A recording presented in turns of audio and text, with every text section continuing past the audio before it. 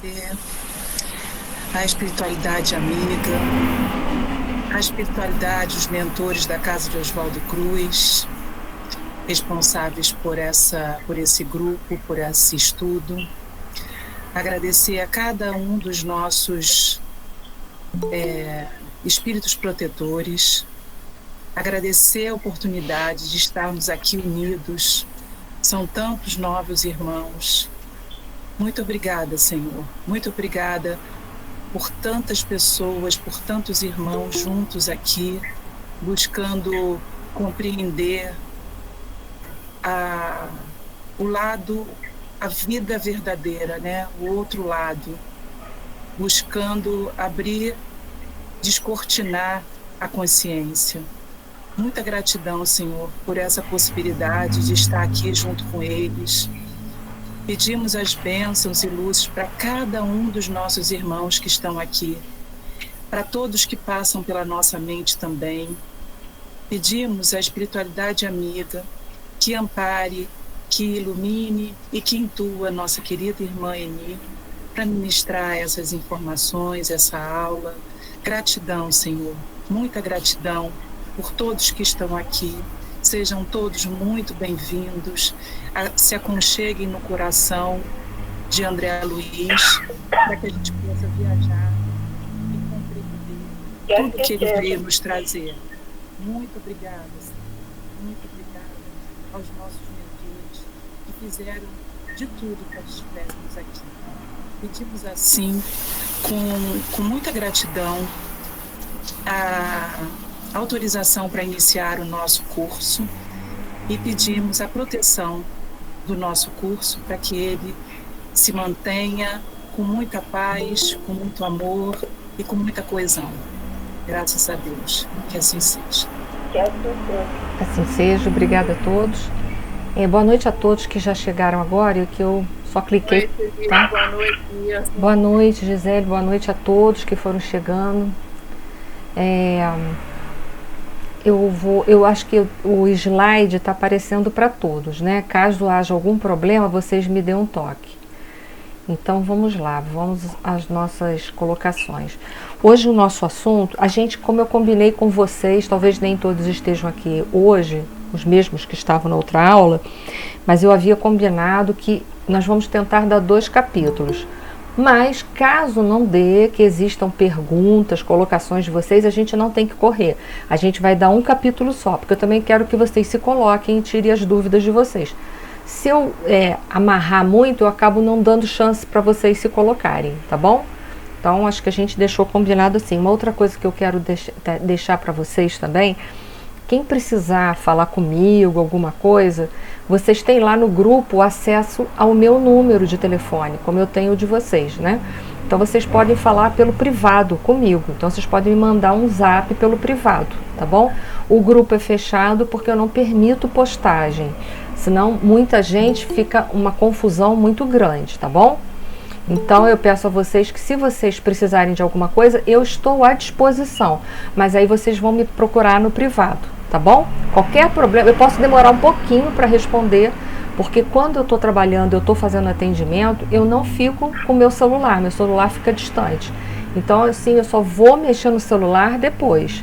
Eu demoro, mas eu respondo todo mundo, tá bom? Vamos lá, gente. Hoje o nosso assunto, que é o capítulo 1, vai falar das zonas inferiores. E eu comecei para falar um pouquinho desse capítulo, para falar das zonas inferiores. Eu vou até pegar aqui o slide para a gente colocar. Vamos lá.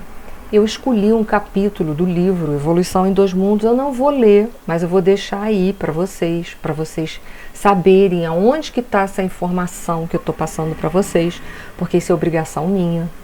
Nesse instante, gente, eu só quero deixar uma coisa para vocês bem claro. Eu não estou vendo vocês, que quando eu estou nos slides eu tenho que estar por fora, tá? Então, de vez em quando eu vou ficar um pouquinho longe aí de vocês, tá bom? Esse slide, ele vai estar falando que nós, a maioria de nós que somos espíritos imperfeitos, nós somos co-criadores em plano menor. André Luiz, nesse capítulo de Evolução em 2 Mundos, ele fala sobre 2 tipos de co-criadores. um em plano maior e outro em plano menor. O plano maior, só para a gente ter uma noção, é nosso Senhor Jesus Cristo, que já é convidado, já foi convidado para administrar um planeta Terra. Nós sabemos por notícias de Emmanuel, no livro dele, A Caminho da Luz, que foi entregue a ele o nosso planeta Terra ainda como uma bola incandescente, que dali para frente toda a arquitetura do planeta, toda a vida que existe no planeta foi também elaborado por esse Espírito, também. Então a gente vê a envergadura de nosso Senhor Jesus Cristo, a ponto de, na Revista Espírita, dizer que ele é um desdobramento dos espíritos puros, mas ele é um espírito crístico, que são esses espíritos que ajudam Deus na administração do universo. Mas André Luiz, então, como eu coloquei aí para vocês, né, nesse livro, Evolução em Dois Mundos, ele vai chamar os co-criadores que trabalham diretamente com Deus de co-criadores em plano maior. E nós somos os co-criadores em plano menor. E o que nós criamos? Então, essa é uma pergunta que a gente precisa fazer. O que nós criamos? Nós criamos aí, ó, o que eu coloquei aí para vocês, que eu botei em negrito. Nós criamos o nosso veículo físio-psicossomático, que tanto é o nosso corpo físico, mas como também vai fazer parte, quando a gente está encarnado, das questões do nosso perispírito. Então, nosso perispírito nós criamos, ele é nosso, ele é fruto da evolução através dos reinos. André Luiz fala isso muito bem nesse livro Evolução em Dois Mundos. Então, nós criamos o nosso corpo perispiritual, e o nosso corpo perispiritual, contendo toda a nossa bagagem evolutiva, a soma de tudo que nós conhecemos, a soma de tudo que nós temos e somos, ele vai então formar o nosso corpo físico, esse que nós temos aí. Então isso são duas coisas que nós formamos. Nós formamos o nosso perispírito, ele é fruto nosso, da nossa evolução. E o perispírito, então, ele é a forma que vai fazer, que vai moldar o nosso corpo físico. E nós também, por notícia da André Luiz, sei que a notícia é ruim, mas essa notícia está aí, só um minutinho, se eu botar mais pessoas para dentro. Foi. Nós temos também aí, nessa mesma referência do André Luiz, que nós também plasmamos, palavra de André Luiz, plasmamos também os lugares entenebrecidos pela purgação infernal, gerados pelas mentes desequilibradas ou criminosas nos círculos inferiores e abismais. Ou seja, o que é isso daí? O que nós criamos? Nós criamos a psicosfera que está ao redor da Terra. Criamos os umbrais, as zonas das trevas, isso é criação nossa. Sei que é uma notícia ruim que eu estou dando para vocês, mas quem está dando essa notícia ruim é o André Luiz. Então, por que eu estou falando isso? Para entender que aquilo que envolve o nosso planeta, a psicosfera, que é composta pela região espiritual, nós sabemos que quem já estudou, teve a oportunidade de ter estudado comigo o livro da Eigorina Cunha, Cidade no Além, nós sabemos que essas zonas que envolvem o nosso planeta Terra, que são zonas espirituais, elas são formadas pela agregação dos nossos pensamentos infelizes, inferiores, ainda viciados, carregados das nossas próprias sombras, dos nossos erros, enfim, dos nossos vícios. Então essas zonas umbralinas, essas dimensões umbralinas, essas dimensões das trevas, elas são produtos, são subprodutos nossos, da nossa manipulação através dos nossos pensamentos do fluido cósmico universal. Então é isso que nós, como co-criadores em plano menor, nós plasmamos. Então toda vez que, mesmo eu estando aqui encarnada, mas toda vez que eu emito um pensamento distoante, um pensamento que esteja na contramão das leis de Deus, eu estou contribuindo, ainda que seja inconscientemente, mas eu estou contribuindo para manter, para fazer a manutenção dessas zonas inferiores que circundam o planeta Terra. Então eu também sou responsável, mesmo estando encarnado. Os desencarnados também são responsáveis. Então, os desencarnados e os encarnados, através dos seus pensamentos distoantes, na contramão das leis de Deus, são eles que plasmam essas zonas umbralinas. Então, é isso que nós fazemos. Nós criamos o nosso corpo perispiritual, criamos o nosso corpo físico, que é o perispírito, é o modelo. Portanto, nós somos herdeiros de nós mesmos. Se nós moramos num planeta que em muitos momentos a carga vibratória é pesada, é nossa contribuição também. Então cabe a todos nós modificarmos o nosso mundo interno para que a paisagem externa também possa ser modificada. Então essa é uma das primeiras coisas que eu precisava colocar para vocês.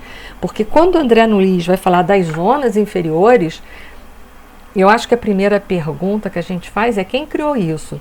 Porque as culturas religiosas antigas, elas falavam que essas zonas tenebrosas eram produtos da criação de Deus, que o céu, o inferno, o purgatório era produto da criação de Deus.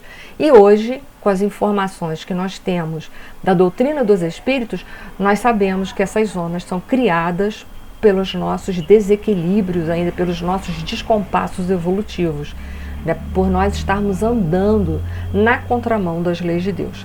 Então essas zonas existem devido à inferioridade dos habitantes do planeta Terra, tanto encarnados quanto os desencarnados. Então lembrem, eu até tinha uma aluna do ESG que ela falava que toda vez que a gente pensava mal, pensava qualquer coisa errada, a gente contribuía com um tijolinho para as zonas dos umbrais. E é verdade mesmo, é exatamente isso que a gente faz. A cada emissão de pensamento negativo é um tijolinho que a gente está colocando lá no umbral. A gente está mantendo o umbral vivo. Ok? Então essas zonas, elas são produtos da nossa criação. Isso está lá, quem quiser, pega o capítulo número 1, Evolução em Dois Mundos, leia isso com mais profundidade, tá bom? Muito bem. Como eu disse para vocês, aqui ó, nós temos, acho que vocês estão vendo o meu mouse, não estão? Só me dão um ok aí se dá para ver o mouse, beleza, então tá, então eu vou seguir lá. Nós vamos ver que isso daqui ó, é o nosso planeta Terra. Então, a partir dessa zona mais escura que está aqui do mouse para cá, ó, dessa zona até aqui, desculpe, até essa estrela aqui, ó. Oi. Sim, pode falar. Não tá aparecendo pra mim não, Emi. Eu não sei, não tá aparecendo não. Oi? Não tá aparecendo pra mim não. O mouse não dá pra ver quando Não. É que tem que aumentar um pouquinho a tela, puxar a tela um pouquinho e puxar o negócio que aí dá pra enxergar comigo. É porque talvez ela esteja seguindo do celular, aí a tela é um pouco menor. Eu vou tentar. Então, eu vou. Só vejo você. Eu vejo você na tela. Mas não vê os slides, é isso? Não vejo. Pois é. Mas o meu dá, é só porque de repente está aparecendo bem. Eu vou tentar eu sair, tá bom? Eu vou tentar eu sair. Peraí, só um minutinho. Pelo celular tem que aumentar um pouquinho a tela e jogar pro lado direito, que aí aparece o mundo. Agora apareceu. Apareceu? Apareceu. Beleza, então vamos lá, vamos voltar lá. Mas tudo bem. Bom, mas de qualquer forma, imagina o planeta Terra da crosta, que é onde a gente está andando, onde a gente pisa.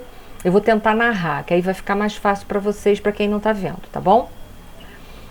Então, da onde a gente pisa, que é onde a gente mora, onde tem as habitações, tem os prédios, tem as montanhas, até a zona da colônia de nosso lar mesmo, que é chamada de umbral médio, tudo isso aqui são zonas ainda criadas por nós, tá? Com exceção das colônias espirituais que não são formadas pelas nossas inferioridades, ok? Então, essas zonas que vêm, as que estão mais próximo da Terra, da nossa crosta, da onde a gente anda, da crosta para baixo, na direção da Terra, na direção do centro da Terra, são as trevas. O livro que vai falar sobre a região das trevas é um livro de André Luiz intitulado Libertação, ok? E daqui para cima, Logo, a primeira esfera, a primeira zona inferior que existe depois da crosta terrestre, chama-se umbral grosso. Depois do umbral grosso, nós temos o umbral médio e mais para cima nós temos o umbral fino, que é onde está localizada a colônia espiritual, nosso lar, que é o nosso tema aqui. Isso são as zonas umbralinas. Então, o nosso lar está no umbral? Tá, só que está no umbral fino, mas ele está no umbral, ok? É uma colônia de transição, mas ela está no umbral. O que é uma colônia de transição?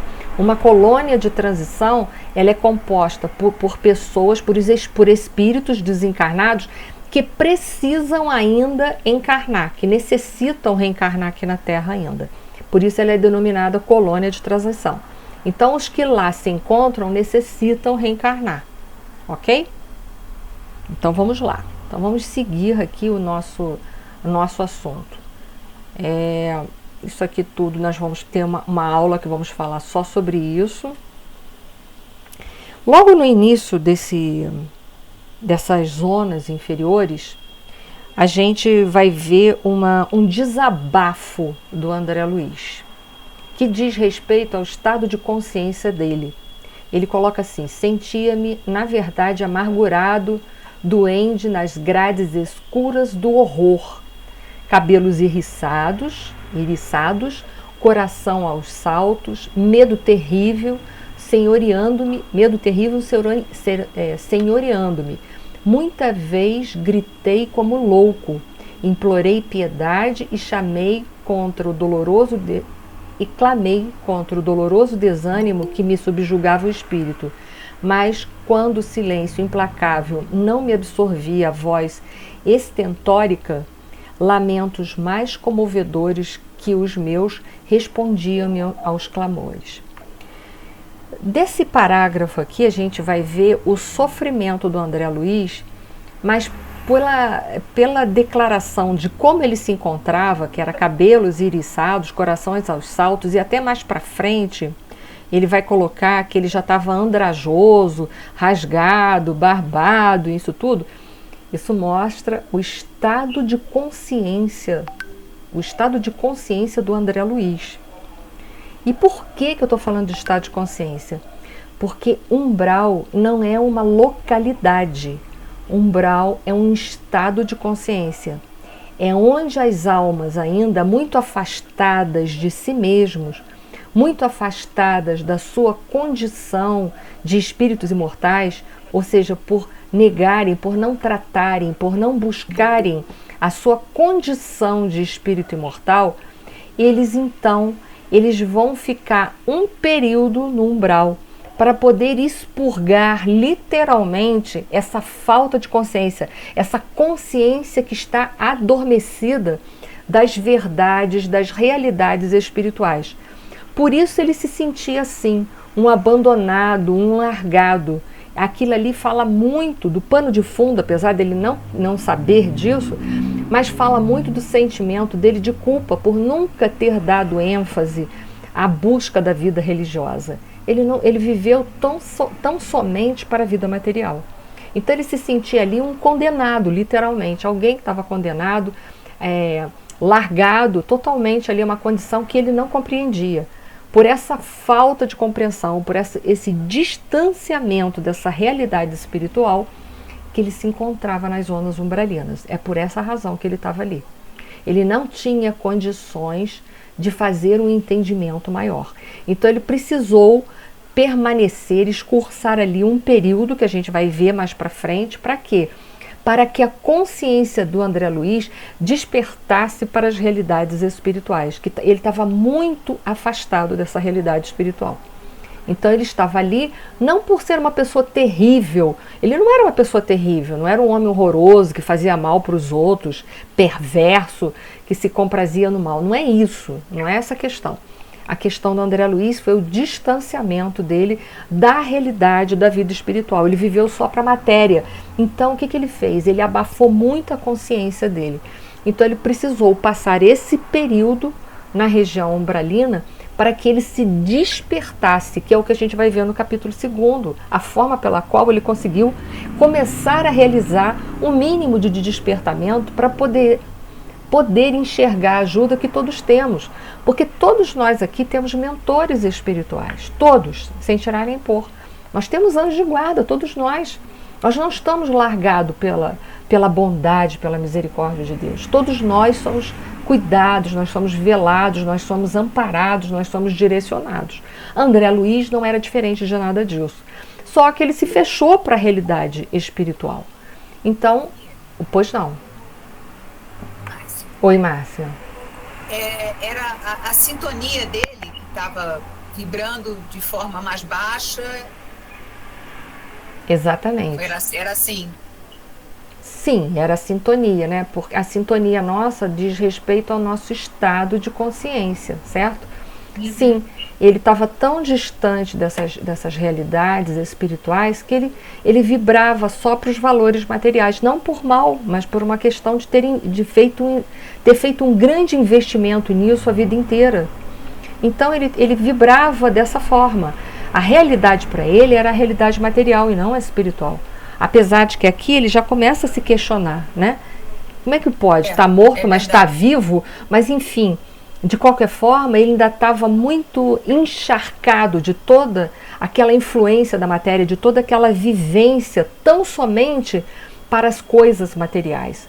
Então André Luiz estava distante de uma compreensão de uma realidade espiritual. Ele mesmo viveu a vida servindo a mamão, literalmente, vivendo a vida material. Ele não era mau, ele apenas se distanciou dessas realidades. Então ele não tinha condições, a consciência dele estava presa às realidades da vida material. Não sei se eu consegui responder. Não, é isso mesmo. Aqui no chat,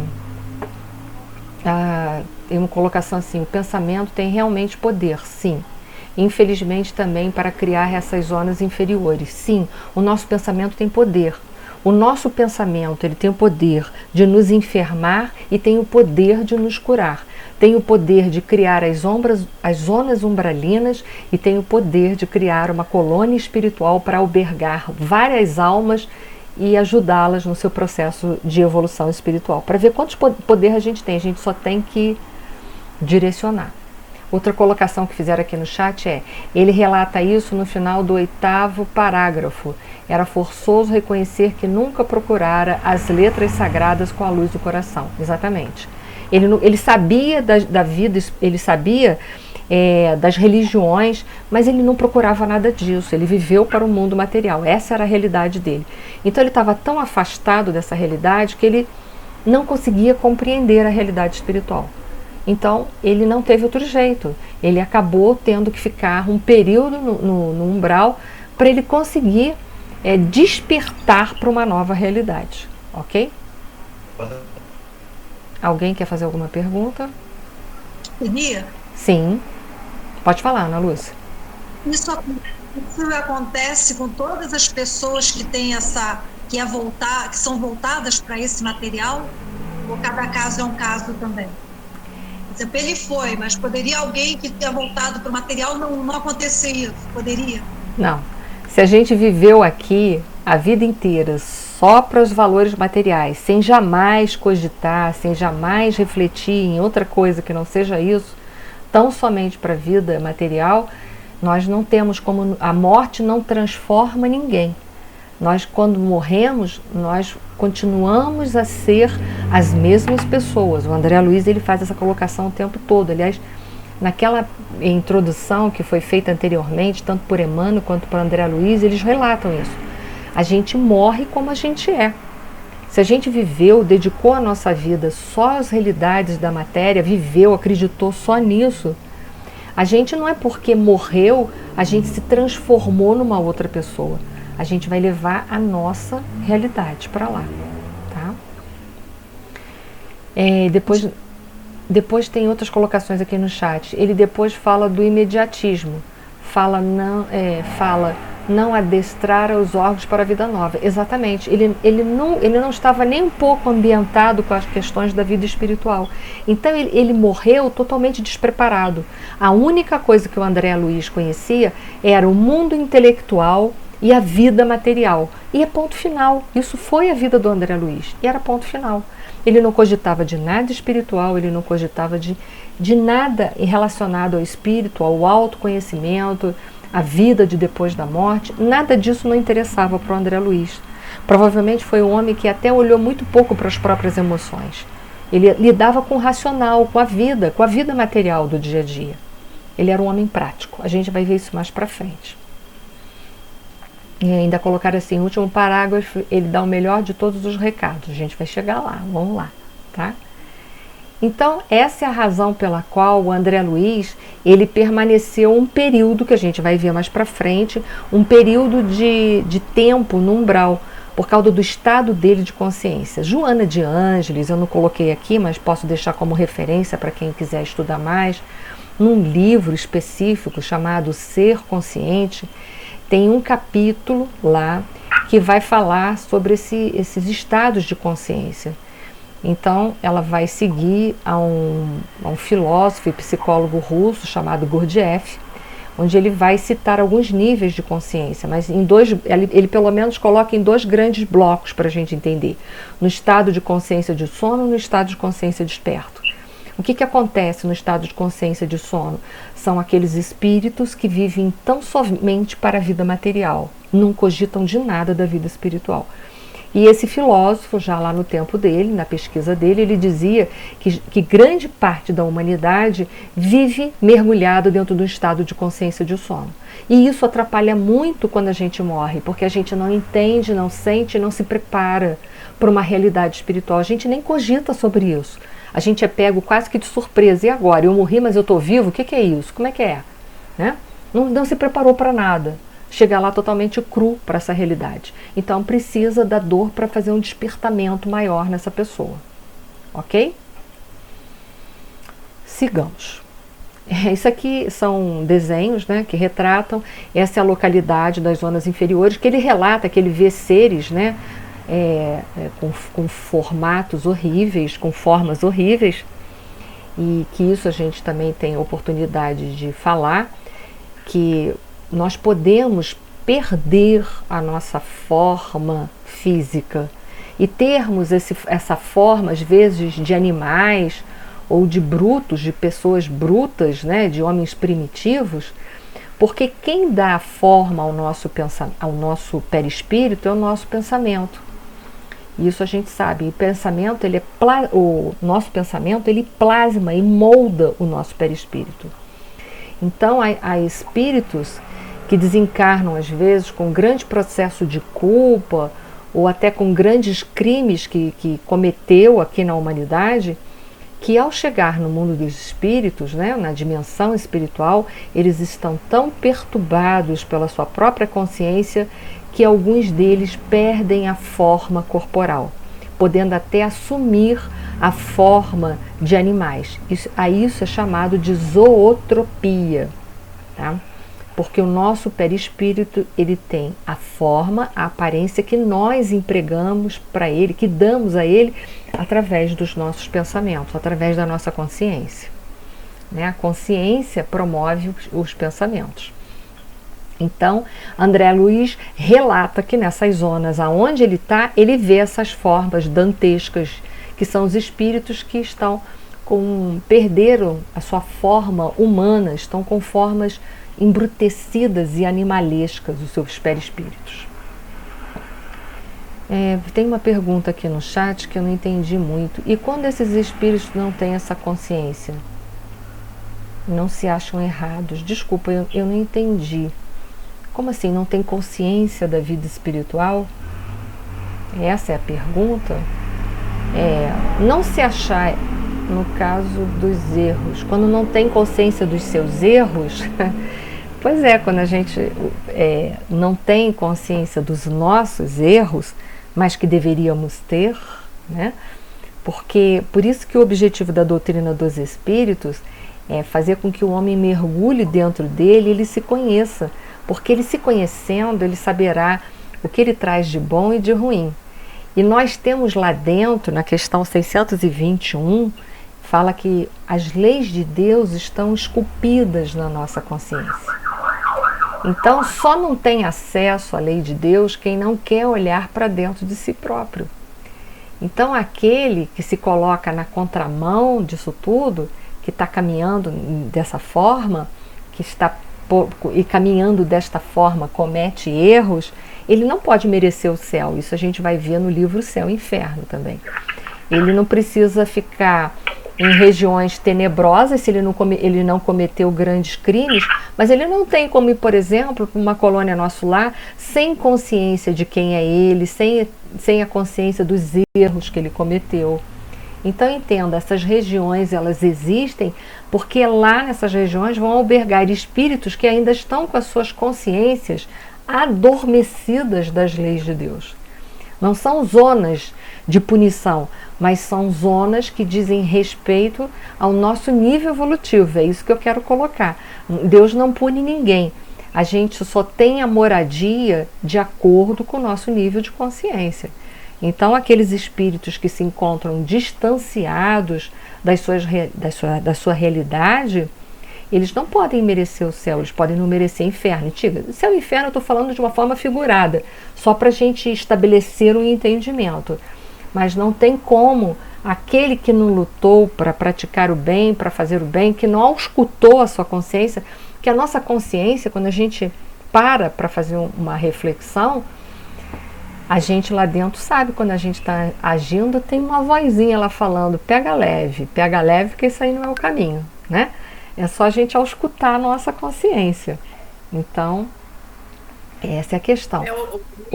Sim, José. O que você está falando agora é o exemplo daquela mulher que queria entrar no Nosso Lar, mas tinha feito vários abortos, e aí aquele guarda, vamos dizer, um soldado que mostra para o André, né, para ele ter uma visão de ver, porque ela também não tinha consciência que ela estava errada, né? Ela tinha sido acho que uma médica que havia feito vários abortos, né? E aí ela queria adentrar o Nosso Lar porque ela se achava no direito. E aí os espíritos, que eram, se não me engano, os samaritanos, eles falaram, né, que fazem a defesa de Nosso Lar, eles é que falaram que ela não guardava condições, até porque ela nem se sentia arrependida daquilo que ela fez. Ela achava que ter tirado aquelas vidas era uma coisa muito natural. Não é isso? Isso. É isso aí. Não, pode fazer mais comentários, Gisele. Eu estava só relembrando para as pessoas. Não, é essa dúvida que acho que é a Suzana, né, que colocou, que se a pessoa não tem noção do erro, né, mas nós lá também somos um pouco, vamos dizer assim, entre aspas, vigiados, né? Também não podemos adentrar em qualquer lugar, não. Pois é. Né? Para ver isso, né? Quer dizer, até a gente ver a nossa consciência, né? E a gente tem que lembrar uma coisa, quando a gente está aqui na Terra, vamos olhar para nós mesmos, que a gente começa a cometer erros e que a gente começa a se anestesiar para não escutar a consciência, porque às vezes a gente faz isso por pirraça, né? O que faz? Deus coloca amigos ao nosso redor, que vão estar sempre dando uns toques, olha lá o que você está fazendo, olha aí, ó, o seu comportamento, ele está um comportamento um pouco na contramão de tudo isso que você já sabe que não deve ser.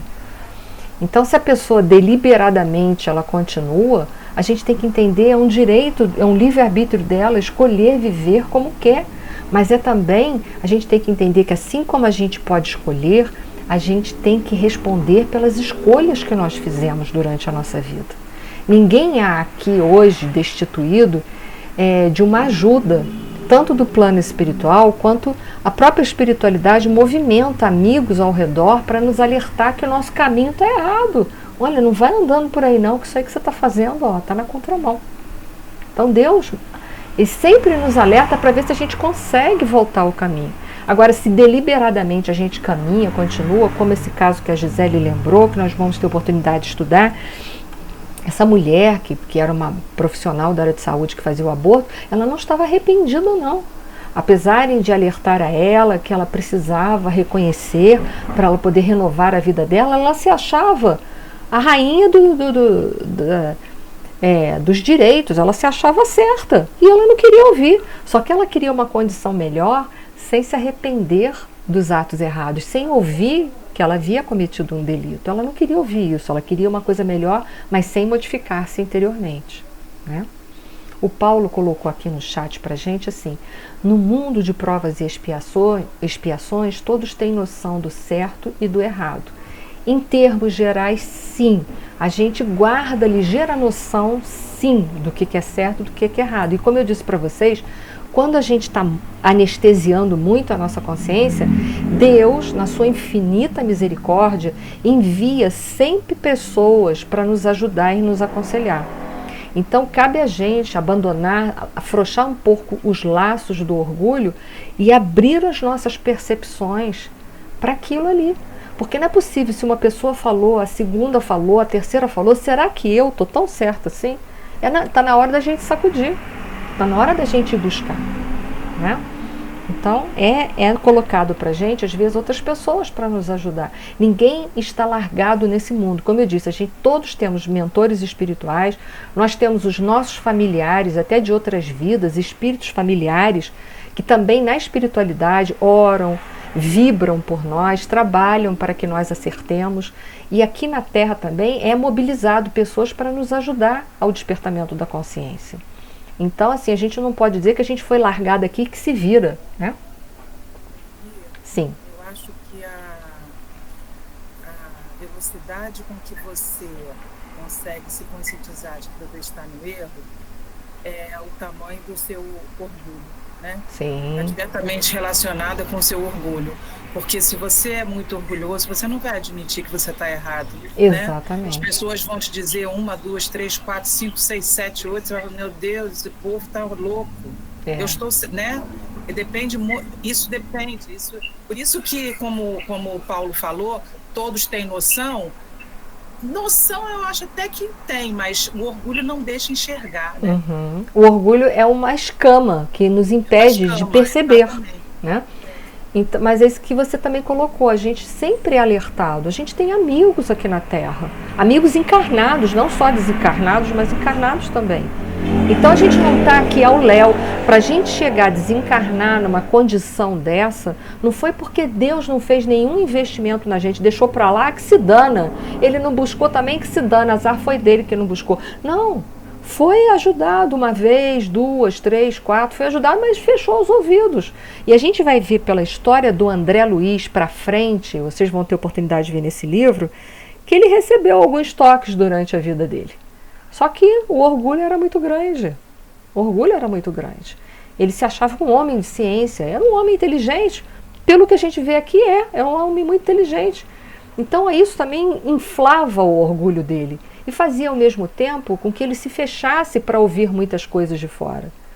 Então é isso que a gente precisa entender para nós chegarmos a ficarmos numa zona descrita como essa que o André Luiz está descrevendo, não foi porque Deus nos abandonou ou quer nos punir. Nós estamos ali porque a gente fechou os nossos ouvidos várias vezes para as realidades.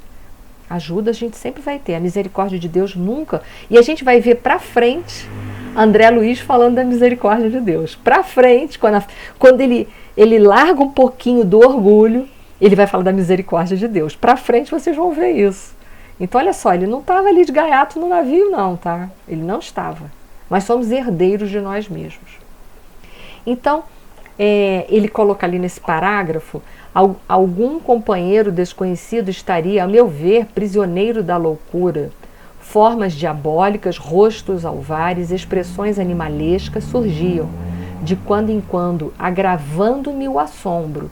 A paisagem, quando não totalmente escura, parecia banhada de luz alvacenta, como que amortalhada em neblina espessa, que os raios de sol aquecessem de muito longe. Então ele descreve uma paisagem que é uma paisagem densa, é uma paisagem escura, próprias de espíritos que se sentem culpados, próprios de espíritos que são rebeldes ainda.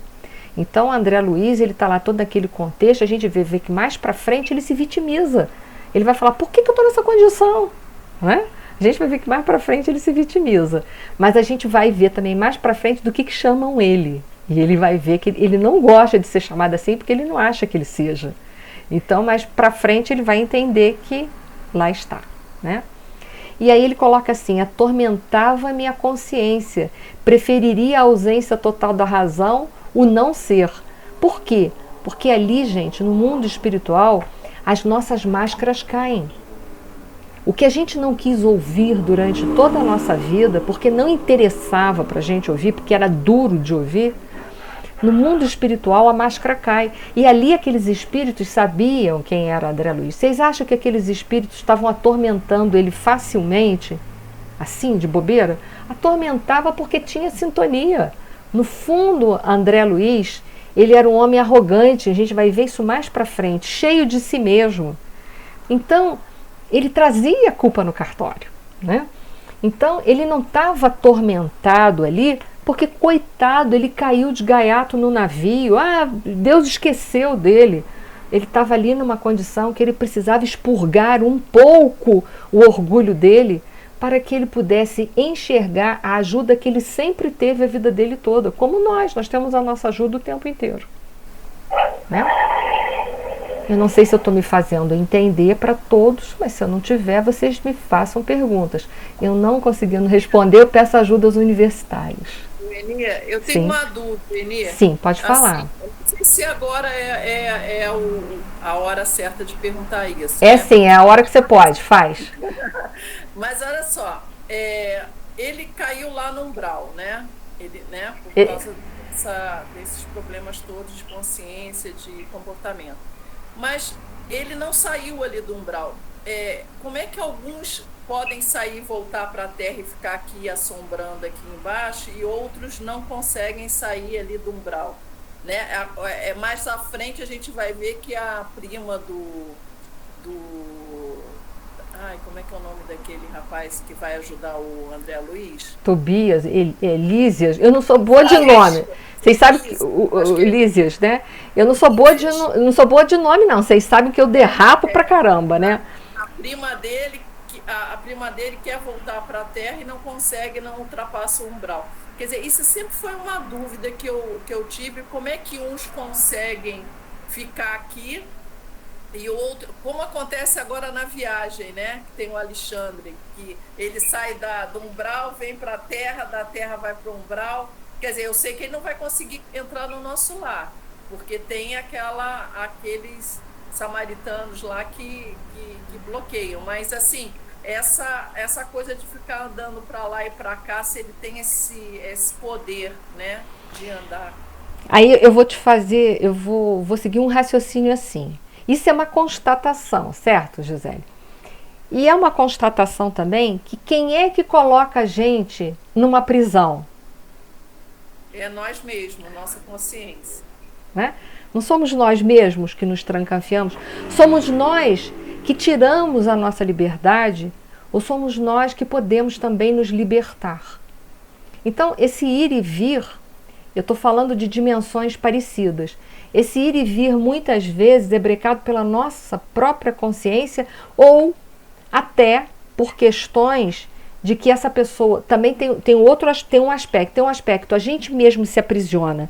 E aí a gente fica com dificuldade de poder transitar, porque a gente mesmo se aprisiona. Isso é um aspecto. O segundo aspecto, muitas vezes o espírito ele fica ali circunscrito àquela região do umbral. Por quê?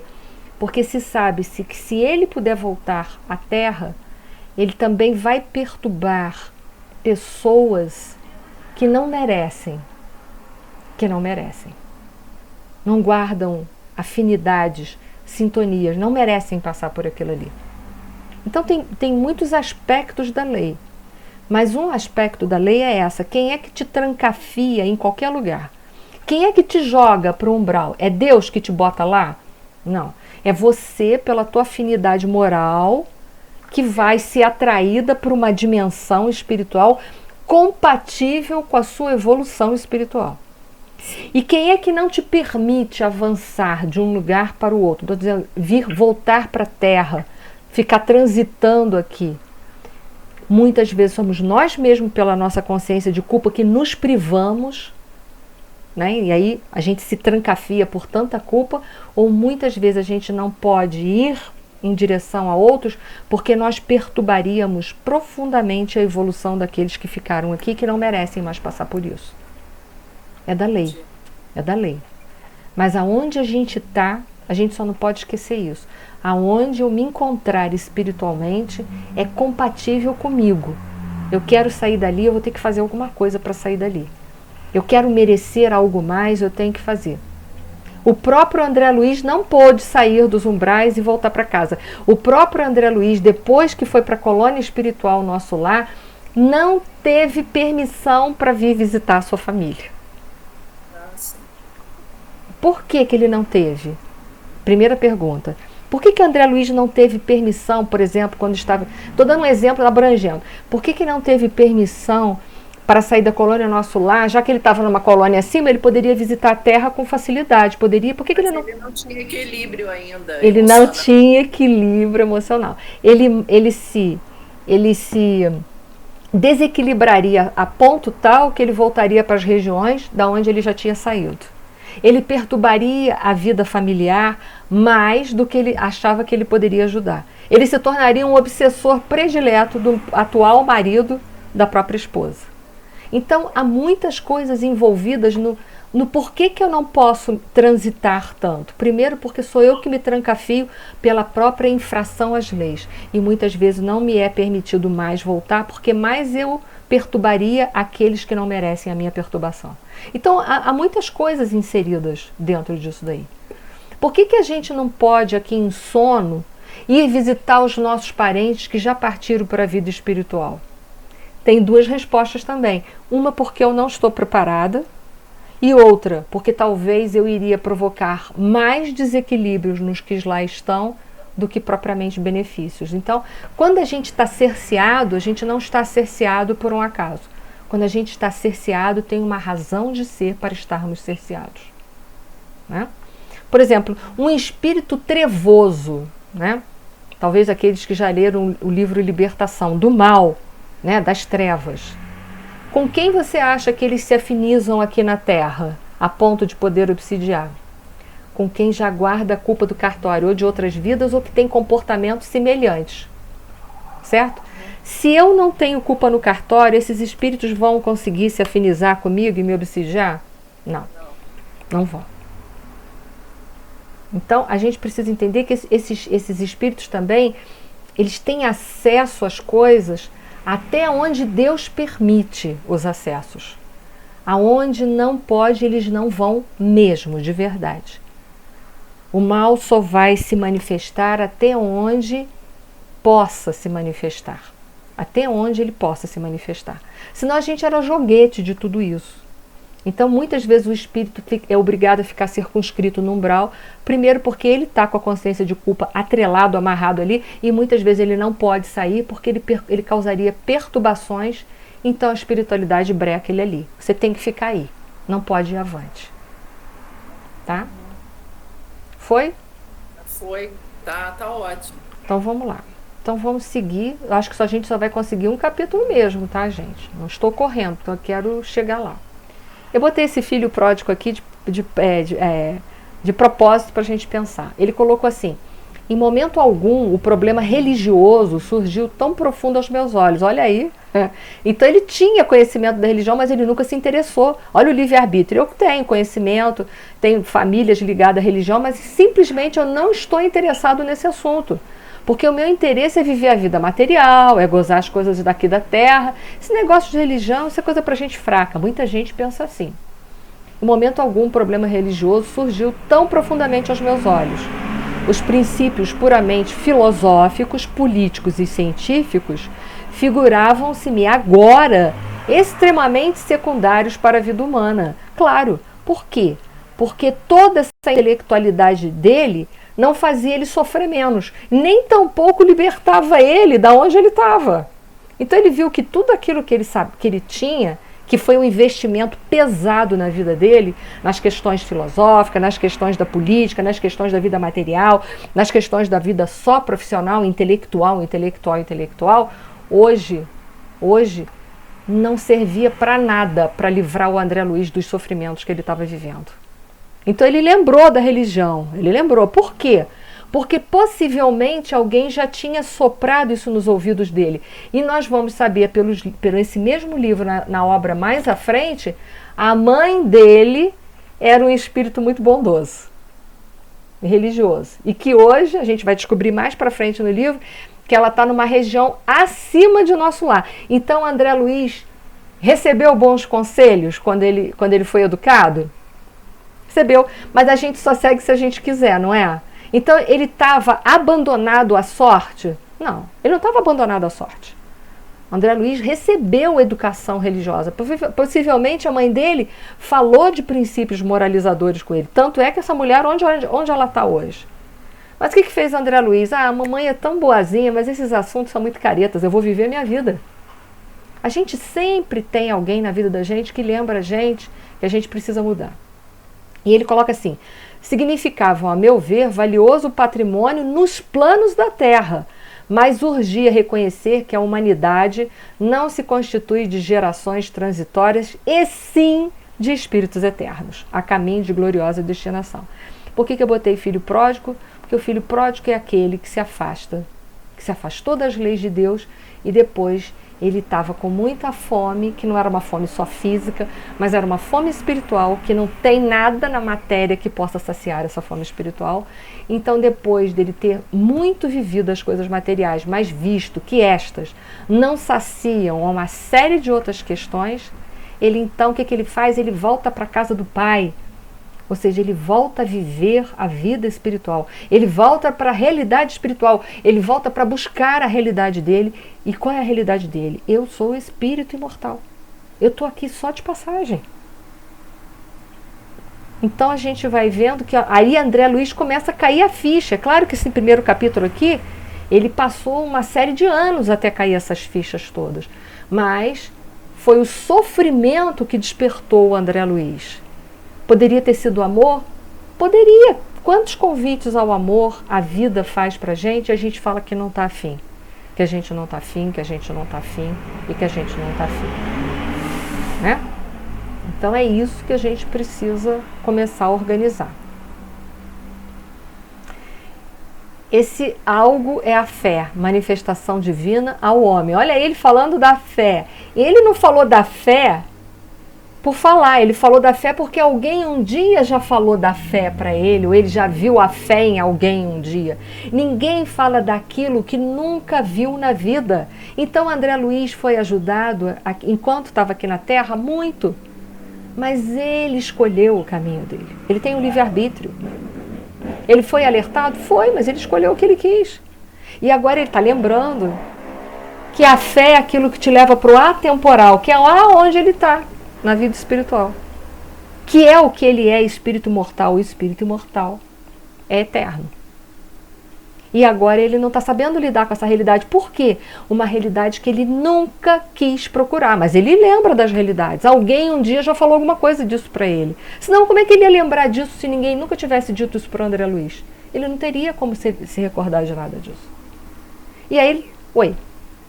Ele também foi visitado algumas vezes pelo Clarencio, enquanto esteve ali no umbral, não foi? Isso aí. E essas visitas do Clarencio também influenciaram ele nesse despertar, isso. Né? Nesse processo de despertamento dele. Essas vibrações boas ajudam a gente a despertar. Eu não sei você, Márcia, e a maioria de vocês, mas quantas vezes, às vezes a gente não está bem, a gente começa a sentir uma vibração boa, amorosa, que a gente não sabe de onde vem. Da gente não é, porque a gente está em estado de perturbação às vezes. Quem é? São os nossos mentores queridos abraçando a gente, dizendo: não desiste não que vai dar certo, segue aí, né? E aí a gente fica... Quer mudar de ideia e não, vai, segue aí. É dolorido, mas vai dar certo, segue aí. E aí a gente fica murchinho, né? Que a gente fica até desarmado, tem hora, né? É isso aí. Então, ele também teve, e essas visitas são boas. Por quê? Que nós temos isso toda hora. Então, Deus não abandona a gente nem um minuto na nossa vida. Quando ele vê que a gente está indo muito, se afastando muito das leis dele, ele manda mais gente ainda para ajudar a gente. Aí já não são mais os amigos espirituais, ele manda até os da terra vir ver, dar conselho lá para ela, ver se ela melhora esse temperamento difícil dela, né? Vai mandar. Mas o que a gente pode fazer? Fechar os ouvidos, né? Não quero saber disso, né? Aí quando a gente fecha os ouvidos, a gente alimenta o orgulho. E aí a gente tem que aguentar. Porque a escolha é nossa. A gente tem livre-arbítrio. Para ceder ou para empacar. A gente tem livre-arbítrio.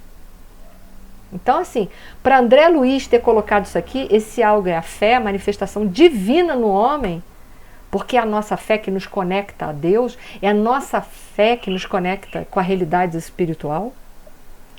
E André Luiz já ouviu falar nisso. E agora ele não está só lembrando de um ensinamento que ele já recebeu.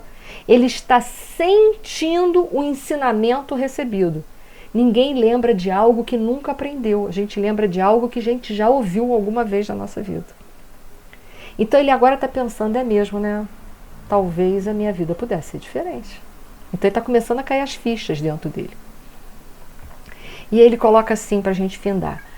Filho de pais talvez excessivamente generosos, conquistara meus títulos universitários sem maior sacrifício, compartilhara os vícios da mocidade, do meu tempo, organizar o lar, conseguira filhos, prosseguira situações estáveis que garantisse a tranquilidade econômica do meu grupo familiar. Enfim, ele vai falando que ele teve uma série de facilidades. Isso é relato dele, nesse parágrafo aí. Ele não precisou trabalhar para pagar a faculdade dele. Ele nunca soube quanto custou os livros da faculdade dele. Ele teve. E aí é uma grande pergunta que a gente tem que fazer. E as facilidades que eu estou recebendo? Será que é para só eu gozar como filho pródigo? Só para eu botar isso a meu favor? Ou será que as facilidades que eu estou recebendo é para que eu tenha tempo e converta essas facilidades em trabalhos, em oportunidades, em ajudas para outras pessoas que têm uma vida, um contexto totalmente diferente do meu? Ele nunca parou para pensar nisso. Nunca. Agora ele está pensando. Que ele está pensando. Tive tantas facilidades, tudo para mim foi tão fácil, constituir um lar, tive filhos, foi com tranquilidade que eu consegui formatar a minha vida material, mas ele nunca pensou se essas facilidades que estavam sendo dadas a eles, ele nunca parou para pensar que aquilo que nos é dado é aquilo que a gente deve. Porque é verdade. Uma frase dele aqui que eu achei que diz tudo dele, que é: a filosofia do imediatismo, porém, absorvera. Quer dizer, ele ali se resumiu. Alguém no chat também colocou isso aí. É verdade. Ele viveu por imediatismo, para a vida material. Né? Ele não parou para pensar nada. Para dividir nada o que ele tinha dentro dele. Ele poderia aproveitar as facilidades para levar um pouco de facilidade para a vida de outras pessoas também. Mas ele achou que ele estava com aquele ali tudo porque ele merecia. Ele ganhou porque ele merecia. Então, qual era a filosofia? Principalmente no trabalho dele, né? Porque ele só fazia caridade pela enfermeira. Pela secretária. Ainda vamos ver isso lá para frente. Isso aí. Para ajudar como o Dr. Bezerra de Menezes. Isso aí. Pois é, ele poderia ter facilitado, assim, já que a minha vida é farta, vou ceder um dia da semana para fazer consulta de graça para quem não pode pagar. Que nada. As poucas caridades que ele fez, a gente vai ver para frente, que foi a pedido, quase súplica da secretária. E que ele nem imaginava que isso ia computar a favor dele. Apesar de ter sido feito assim, foi computado na vida dele. Olha só, a caridade que foi feita assim, entendeu? E foi computada. Então, depois ele se envergonha do comportamento tão orgulhoso e egoísta que ele teve a vida inteira. Então, entenda, gente, ninguém se encontra onde se encontra porque caiu de paraquedas e não era para ter caído ali, não. Você caiu onde era para ter caído, amigo. Você está exatamente onde você precisa estar. Tá? Então, aqui é para a gente lembrar que tem 2 mecanismos de evolução, a dor e o amor, e aí ele coloca Ó, isso é um alerta pra gente que ele está dando agora, tá? Ó amigos da terra, quantos de vós podereis evitar o caminho da amargura com o preparo dos campos interiores do coração? Acendei vossas luzes antes de atravessar a grande sombra. Buscai a verdade antes que a verdade vos surpreenda. Suai agora para não chorardes depois. E assim ele termina esse capítulo para gente, mostrando que tem 2 mecanismos para evoluir, a dor e o amor. E é uma escolha nossa, é uma escolha nossa. Ninguém há destituído aqui na Terra de ajuda e de alerta para uma vida melhor. Ninguém. Deus não desampara nenhum de nós. Porque se Deus desamparasse a um filho, ele não seria soberanamente justo e bom. Então a gente precisa entender que a gente é herdeiro de nós mesmos. Ok? Olha o spoiler, disse a Edilane Cândido. Então, gente, era isso que eu tinha para falar a vocês essa noite. Só deu o capítulo 1. Na próxima aula a gente continua com o mesmo esquema, a gente estuda 2 capítulos. Se der, deu, se não der, a gente faz um. Porque o importante, eu quero dar tempo para vocês perguntarem, senão eu corro, e aí vocês não podem fazer colocações. Tá bom assim? Agora quem vai fazer a nossa prece final é o Eduardo, que vai tentar ligar o som dele novamente aí. Conseguiu, Eduardo? Eu acho que sim. Ei, conseguiu.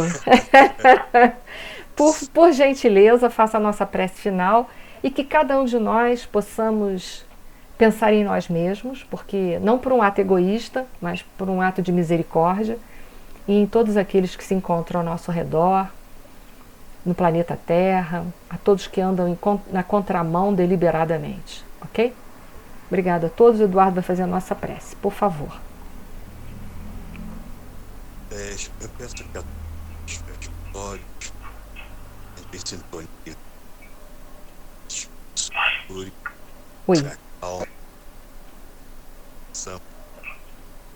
Então comecemos a... Senhor, Eduardo. Escutando? Não, tá tudo picotado. Será que é o teu microfone que está mal posicionado? Por gentileza, podia... Vamos fechar os nossos...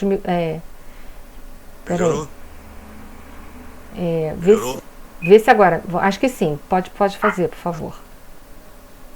Senhor, nosso Pai, nosso irmão e mestre, vos agradecemos por mais essa noite de estudo, esse esclarecimento desse livro tão maravilhoso que nos traz consciência do que nós somos e que pretendemos na vida futura, na vida de espíritos.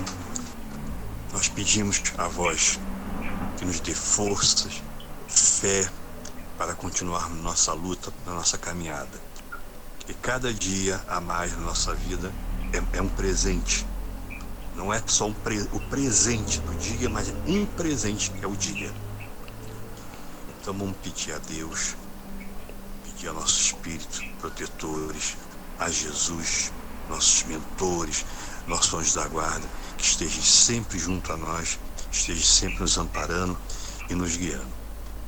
Que assim seja, graças a Deus. Muito obrigada, que assim seja. Que assim seja. Obrigada a todos, uma semana de... Obrigada a todos, uma semana de paz e luz para todos nós. Muito obrigada, gente. Boa noite, gente. Beijo.